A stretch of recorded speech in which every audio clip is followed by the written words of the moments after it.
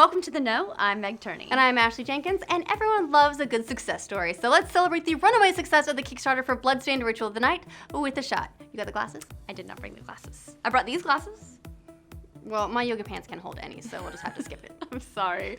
All right, well, alcohol aside, the Kickstarter was initially asking for $500,000, and in one day, it not only got that, but as of the writing of this story, currently stands at $1.5 million.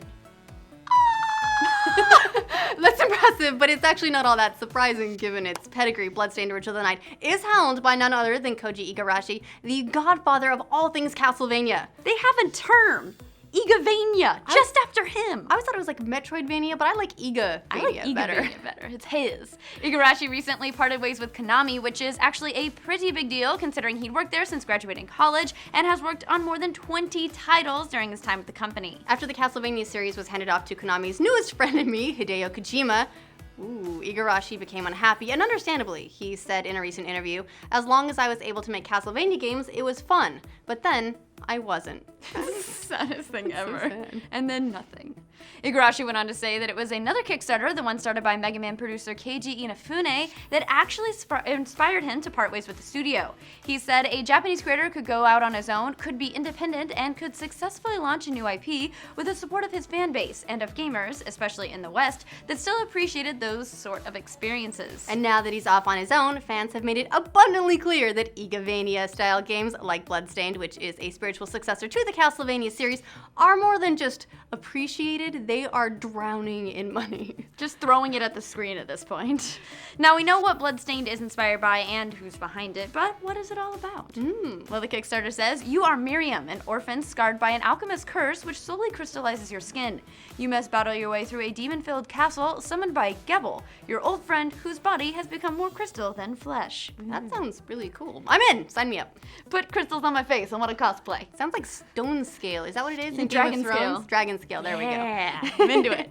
All right, now that it's fully funded, it'll be developed for Xbox One, PlayStation 4, and PC, and fan funds aren't the only thing making the game happen. Igarashi's agent actually dropped this mysterious little tidbit in that interview. He said, "We have backing investment. Maybe it's a publisher, maybe it's VC, maybe it's a wealthy individual, but it is somebody that believes in the franchise. Please be Hideo Kojima, please be Hideo Kojima, please be Hideo Kojima." That's like such a tease. I really want to think that they're teaming up together, just flip the bird to Konami, who is not in anyone's good graces right now. No.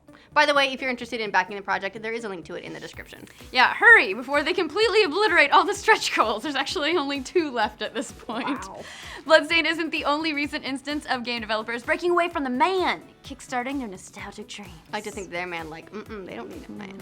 We already mentioned Inafune's Kickstarter, but in more recent memory, you may recall a little game called Yooka-Laylee, produced by the artists formerly known as Rare, who are behind absolute classics like Donkey Kong Country and Banjo-Kazooie. Yooka-Laylee reached its goal of just over 270,000 in 40 minutes. 40 freaking minutes. Is that a record? Has anything done that before? It's insane. Their Kickstarter, which we've also linked in the description, is currently at $2.3 million and has, just 35 days to keep the money train a-rolling.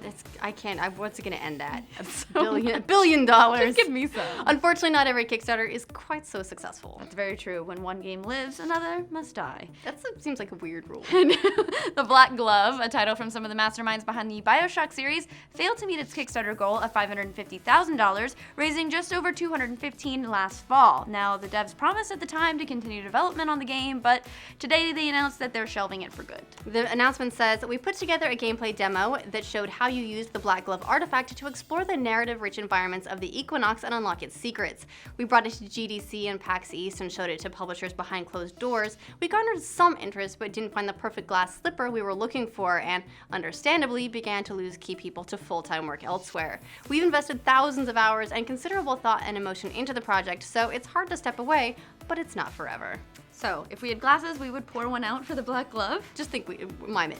Yep, there we go. And hey, in the comments, tell us how excited you are to play Yooka-Laylee and Bloodstained when they eventually hit shelves. For the best in video games and entertainment, be sure to like this video, subscribe to this channel, and we'll keep you in the know. Heart you. I want Yay. a shot. Shots.